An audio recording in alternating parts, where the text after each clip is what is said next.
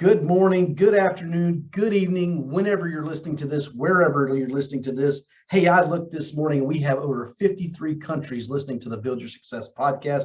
I'm always amazed when I realize so many people are listening to this podcast and getting content and value from it. So thanks for listening to the podcast. Thanks for being if you're coming back, welcome.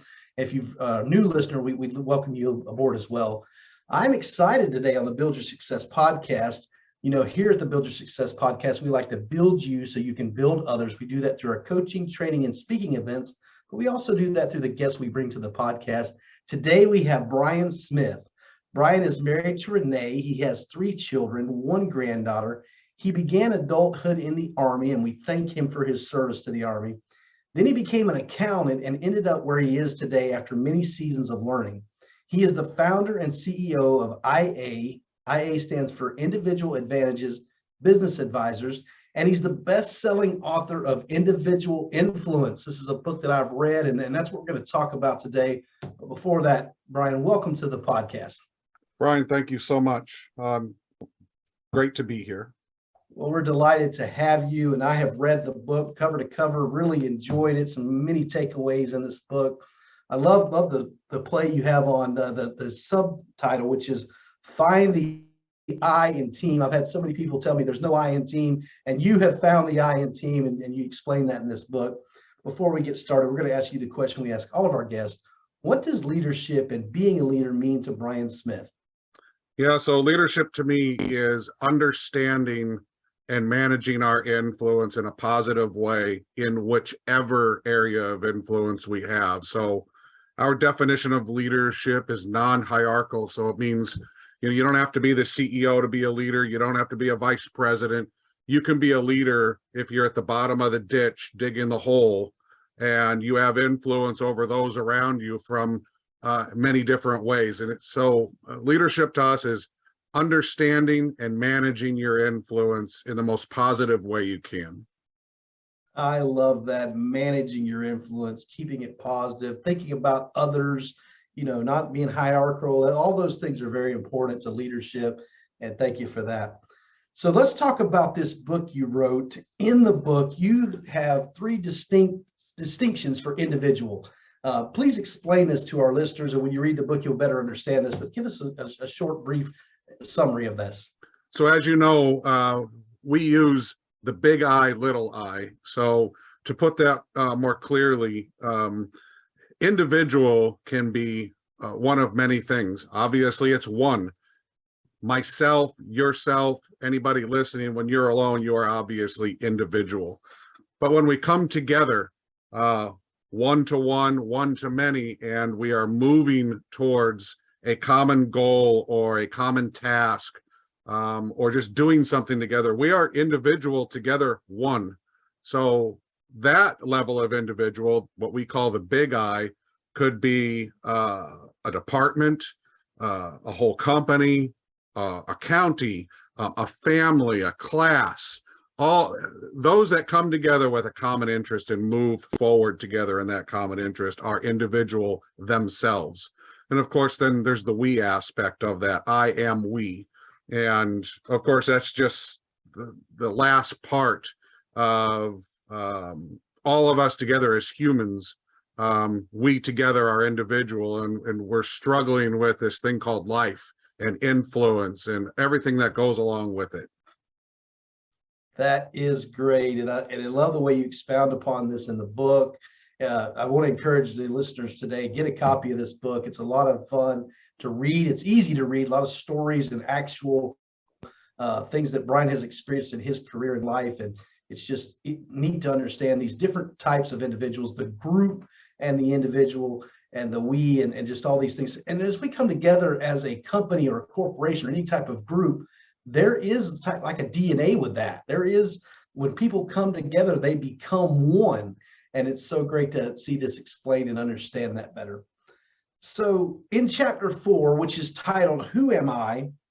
You encourage the reader to reflect on who they are, existing, and then determine who they want to be. I think this is very important for people to understand, this reflection and then having a path forward with what you want to become.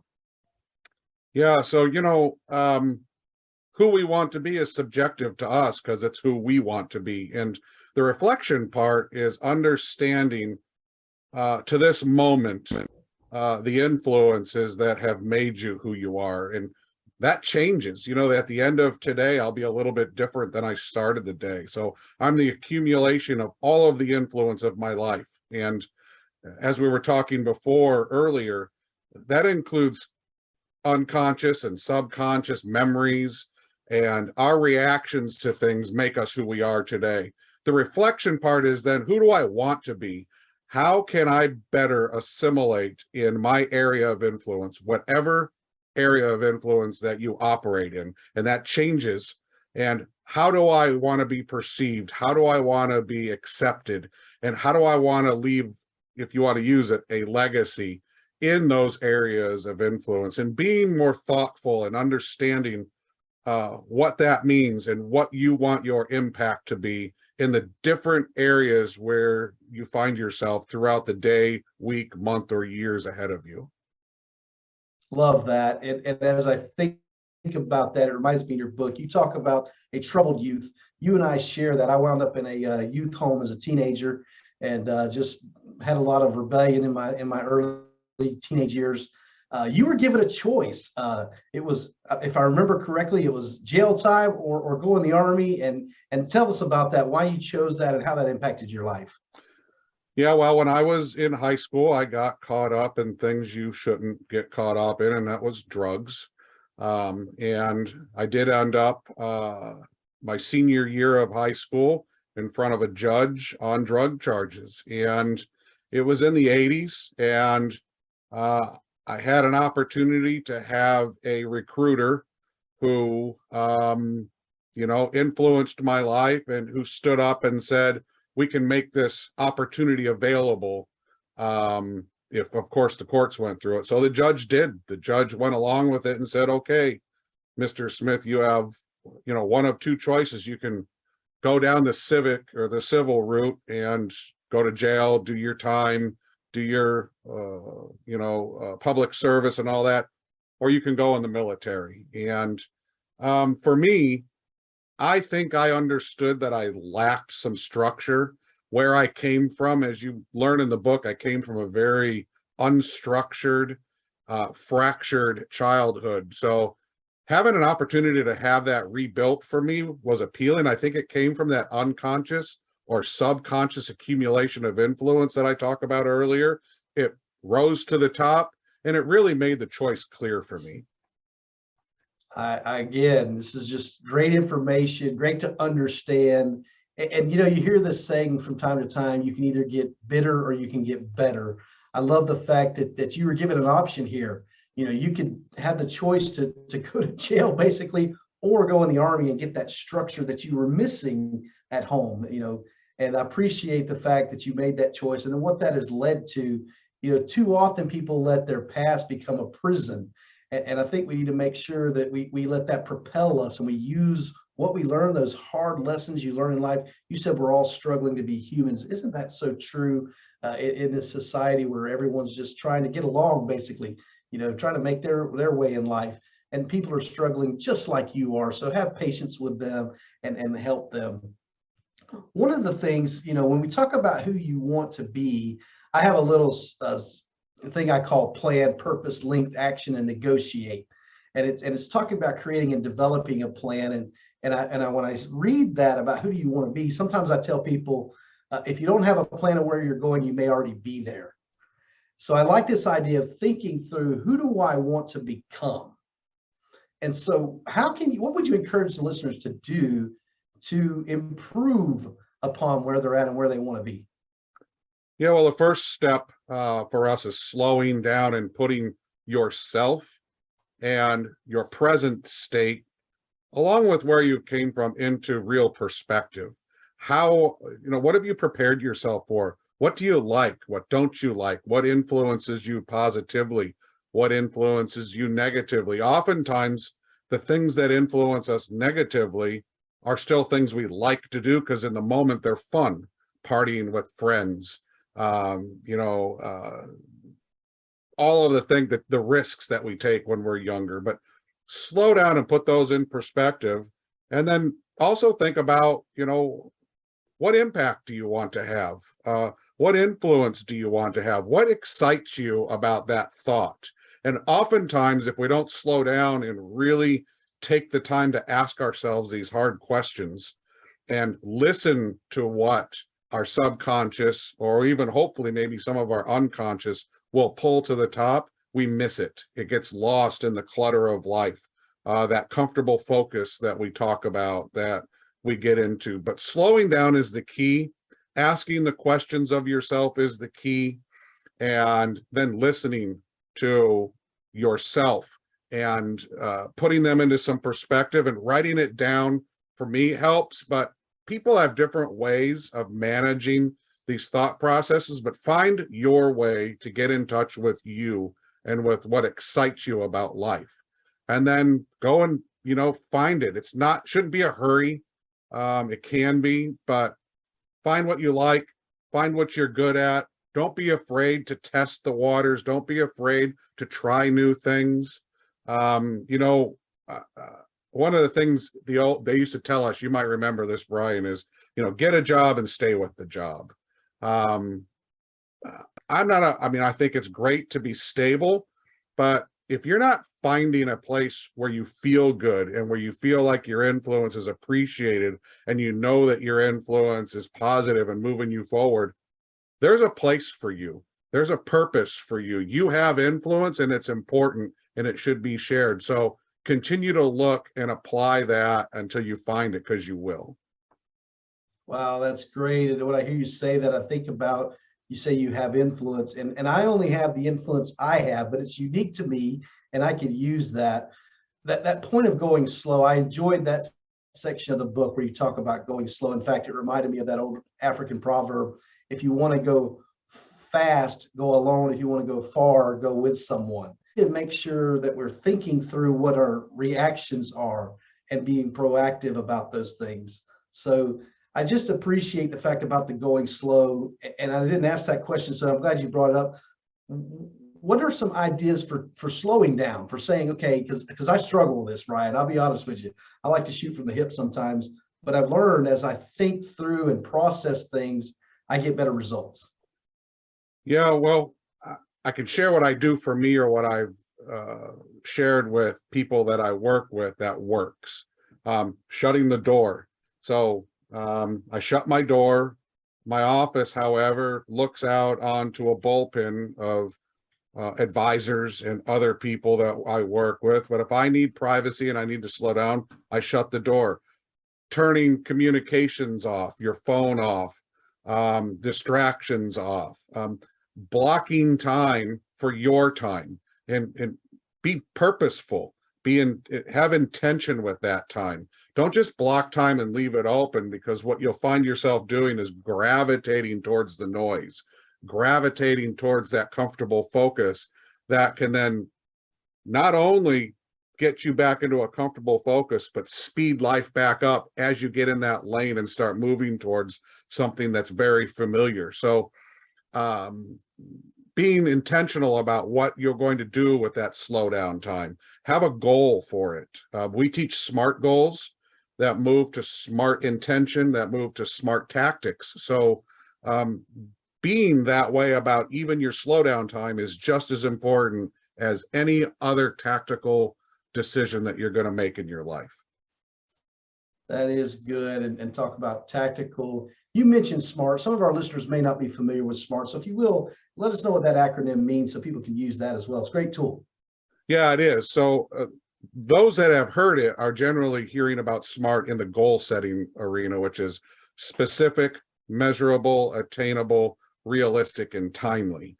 And that you measure a goal to those 5 different aspects. And if you have a goal that defines those 5 aspects, that you have a very good chance of reaching those goals. We believe that that's kind of a noun, though. I mean, that's just something that you just drop in front of you. And even though you've been gone through and measured each one of those things, defined each letter of the SMART acronym, it requires a follow-up to that. SMART intention, same usage, then SMART tactics. And within those SMART tactics, SMART communication. And when you do that and you follow that path, you not only have a goal that's SMART, that you understand and that's clear, but you've also created a path to that goal that is SMART or very clear. Oh, I love that. And I mentioned that my little plan thing I do, and I use a flight plan as a pilot, and we talk about the checkpoints that we have on a flight plan. So you're checking in periodically to making sure you're on track and on course. And that is so important, to make sure whatever you're trying to accomplish, you're moving in that direction and not getting wavered. But so you talked about the distractions. How big is that today? We have these smartphones, we have computers, we have just all kind of distractions that can take us off course. And it's very difficult to meet your objectives when you're taking off course. Brian, I have to give myself this permission for this quiet time and to be intentional with it, because I am a person of action. I love activities. I love to check things off of a list and keep things moving forward. So when I have to sit down and take a pause, I like to use the breathing exercises while I'm doing that, because it really slows my mind down and makes me think through whatever problem I'm facing, whatever goal I have. So this is just important. I want the listeners to have a huge takeaway on this, being intentional about shutting down these distractions, closing the door, thinking through whatever you're working on or towards, and having some real solid quiet time around what's next for me and how can I achieve these things. Yeah, I hope so, because all of us, and I'm sure everybody listening, wants to be their best self for the people that they serve, or the people that rely on them, or the people that they influence, or even the people that influence them. And the only way to be your best self for them is to be your best self for you. And that starts with intention. So I hope that they'll find their own path to it. Each of us as humans has a different way of taking that on and doing it. You've got to find your own way first, and then just use it, make a habit of it. Love that. I read the book How Successful People Think by John Maxwell, and John's pretty blunt in the training he gives us coaches for that. He says, you know what, most people don't think. And I realize that can be your company is individual advantage. If you took this time that Brian's encouraging in the book to slow down and think through, you can have that advantage over, I would say, 90% of people. If you would just be intentional about your time, you can have an advantage over those that you're competing against, those you're working with, but also you can be prepared to help others and encourage others. So just really good thing to slow down and think through your reactions and your next steps. One of your chapters is about foundation. It's got several principles in it, but one of them is character. I think character is spoken about a lot, but sometimes not practiced. So let's talk about how important character is to the foundation of individual influence. Yeah, well, character is one of those things you can spend a lifetime building your character, and in a moment you can destroy it. So everything we've talked about leading up to this moment supports managing your character, slowing down, being intentional about your thought, action, words. But character follows you, and it follows you in different ways. Today, obviously, somebody could get on the internet, do a few Google searches, and learn a lot about a lot of people. We put a lot of ourselves out there through social media, the work we do, the lives we live. So building and managing your character is an ongoing self-influence that is challenged by the perception of everybody that's facing towards us. So it's a very complex thing for us to understand or manage. It can be subjective to some, objective to others. What we can do as humans is be our best self again, be intentional about being positive with our influence and about how we're influenced. And if you do those things, your character will continue to be solidified and continue to carry you forward. That's great. And when you talk about it being subjective, one lesson Brian Brogan, you got the same name here, so I got to be careful. But one lesson Brian Brogan had to learn was I don't have to agree with you on everything. It's impossible that we're going to agree with each other on everything, but I can value and respect you as a person of character for what you believe. Again, we don't have to agree with each other on everything, but I can value and respect you even though I disagree with you. And that was a lesson I had to learn. And it's been one of those things that's helped me in relationships and being able to pull people together and galvanize people when I respect them for their beliefs and their character. So that's just great. Well, we are at that point. We've got to wrap the podcast. I want you to tell our audience where they can find your book, how to get a copy, and then anything else, websites you want to promote while at the close of the show here. Thanks, Brian. So our book, Individual Influence, Find the I in Team, is available on Amazon and Barnes & Noble. It's available in 4 ways: a hardback, electronic version, a CD, or on Audible. So you can get it at one of those 2 locations. And then you can learn about us at iabusinessadvisors.com and take a look around. Our publications are there. All of our communications that are outward facing are there, and the type of work we do as an organization is there. Well, thank you, Brian. And I'll include all that in the show notes. I visited your website. There's great blog articles there, a lot of information you can take away for free. Hey, it's right there for you at your fingertips. So we'll put that for the listeners, we'll put that in the show notes. Please visit his website. Get a copy of this book, Individual Influence, Finding the I in Team by Brian Smith. Hey, we didn't bring up Mary. Your daughter helped you with this book. So it was a bestseller on Amazon. Congratulations on that. So that can be found in the show notes. I want to thank you for listening to the podcast, Dave. Do me a favor, go to whatever your platform you're listening to this on and give us an honest rating and review. Share this podcast with others. And let me tell you about our Voices for Leadership book, Volume 2, that's coming out. In fact, Brian Smith is going to be one of the contributing authors. So look forward to that. And you'll be seeing that come up in early 2023. Thanks for listening to the podcast today. Remember to build yourself and then build others.